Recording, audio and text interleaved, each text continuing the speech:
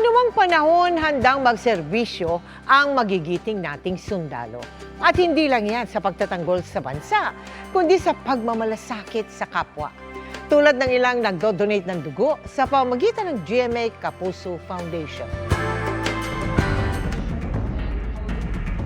Sa kanilang pagpasok sa serbisyo, nakatanim na sa puso't isipan ng ating mga sundalo ang katagang bayan muna bago sarili. Ganyan ang sinasakatuparan ng mga sundalo mula sa Armored Pambato Division ng Philippine Army o Mounted Warriors. Since kami lang yung unit sa Philippine Army na mayroong tangke, kumbaga ang assignment ng aming mga subordinate units are dun sa mga peligrong mga lugar.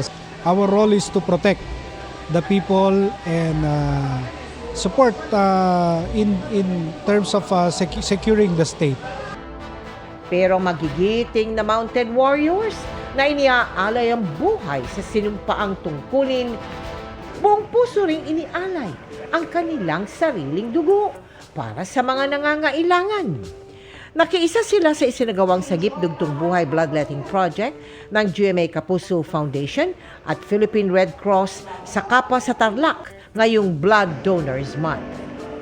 Yung pangangailangan natin sa dugo, talagang masidhe all year round. It's healthy for you at makakatulong ka sa mga nangangailangan ng dugo. Usually pong mga nangangailangan ng dugo ay yung mga operahan natin mga kababayan, mga nanganganak, yung mga naaksidente.